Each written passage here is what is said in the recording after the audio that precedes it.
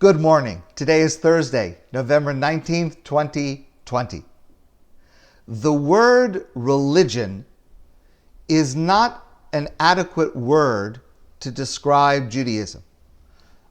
The word religion usually refers to the system of the relationship between human beings and a deity and God.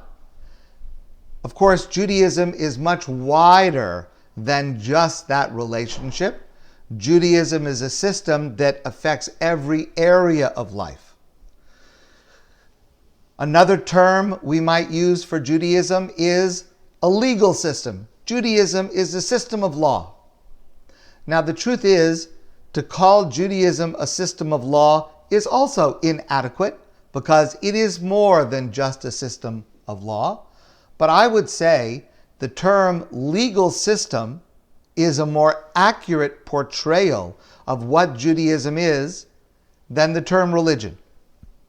And that's because Judaism is best expressed through law. The best way to understand what Judaism is through Jewish law.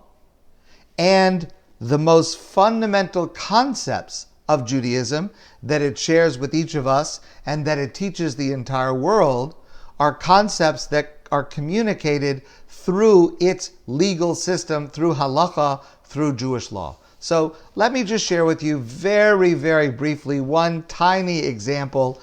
As you may know, I have the privilege of teaching a course at McGill Faculty of Law, so I take an entire semester really to describe this, but just a little bitty snippet. And this is something that comes from the Rav Soloveitchik in a famous lecture that he gave, later written down, and it goes like this. In any legal system, usually we divide it between criminal law and civil law, meaning those issues where a person committed a specific crime, let's say a violence or something like that, God forbid, versus a dispute between two parties over a monetary issue. We refer to that in halacha as dinei mamonos, a monetary dispute between two parties.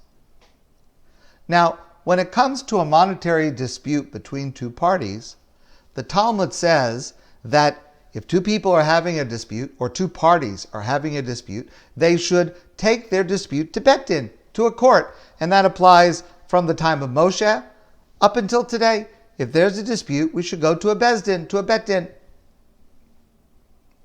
A Beit Din has the choice of which path it can take in arriving at a decision in the case. The first path, which is the most intuitive path that I think we associate with court, with Beit Din, is called din. Din means pure justice, straight justice. What that means is the judges will hear witnesses, they will examine testimony, they will cross-examine, they will investigate, they will deliberate, and they'll come to a decision. This one is right, this one is wrong. This one owes the money, this one does not owe the money. It comes to a conclusion that is definitive. That's called din. There's another path that's called peshara. Peshara means compromise, settlement, arbitration. Now, the Talmud discusses which is preferable. And the conclusion of the Talmud is that pshara is preferable. Jewish law is not unique in having a system of mediation and compromise, but here's what is unique. And this is the point that the Rav makes in his article, and this is something that really conveys the essence of what Jewish law is.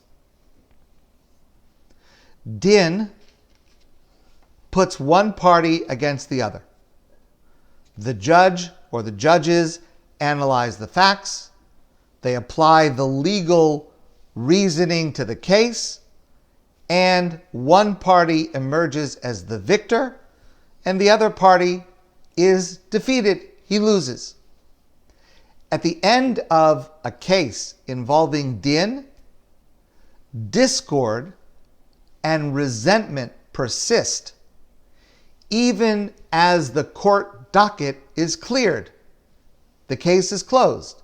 The legal issue has been resolved. The judge or the judges have resolved the legal issue.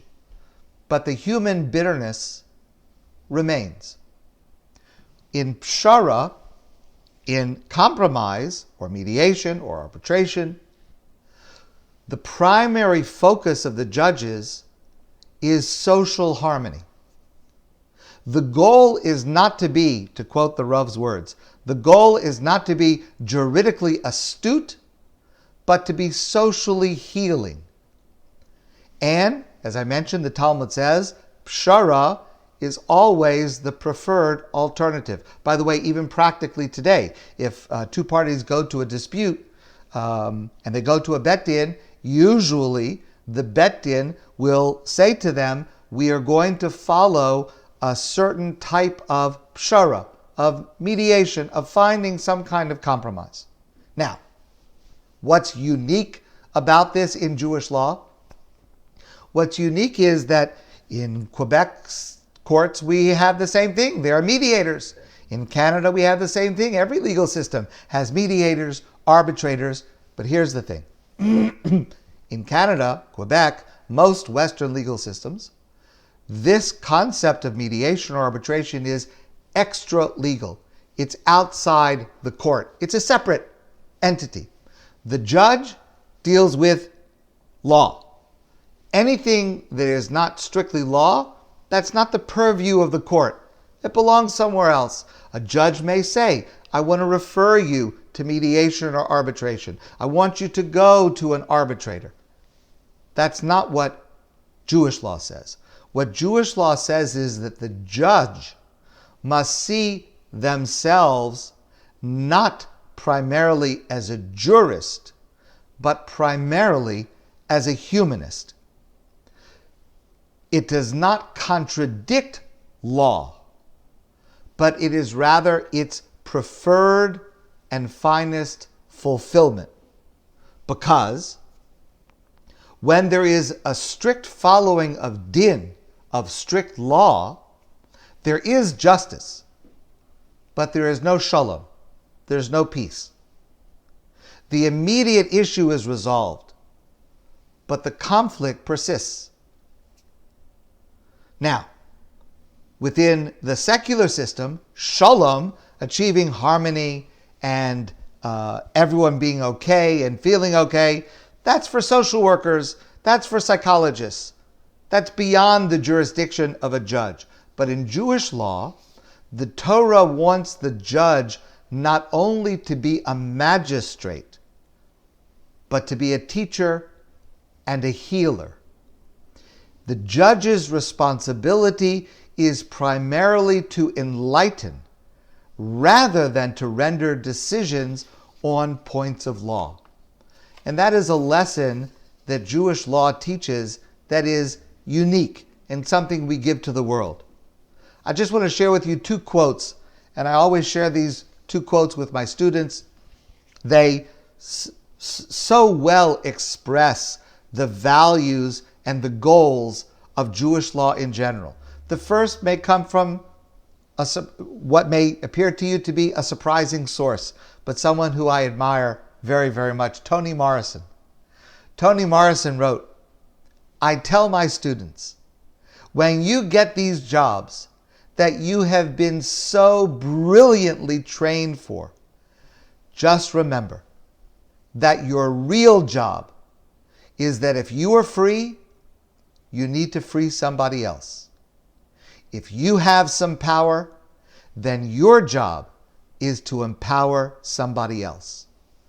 And that is completely consistent with the values and the goals of Jewish law. Finally, I want to leave you with this. I've shared this before, and you may have heard it before. It's something we need to repeat all the time. Many of us know and admire Erwin Kotler, such a wonderful person, such a role model, and we have him within our community to learn from and to to absorb the lessons that he teaches. A year and a half ago, Erwin Kotler received another honorary degree from McGill Faculty of Law. This was in June of 2019. And he spoke. His speech at that time was magnificent. And you can Google it. And I urge you, it's about, I think, 14 minutes. It is well worth your time to listen to what he says. But here's just one quote. He said, his father taught him to pursue justice. It's equal to all the other commandments.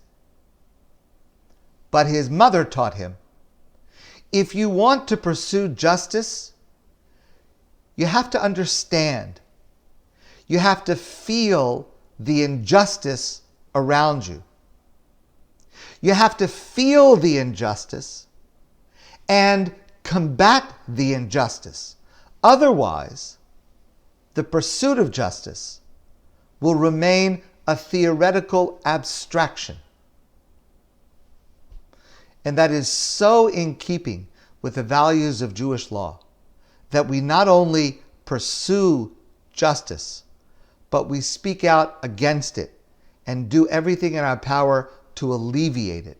That's the only way we can achieve justice from a Torah point of view. My friends, I want to wish you a great day. I look forward to seeing all of you soon in person.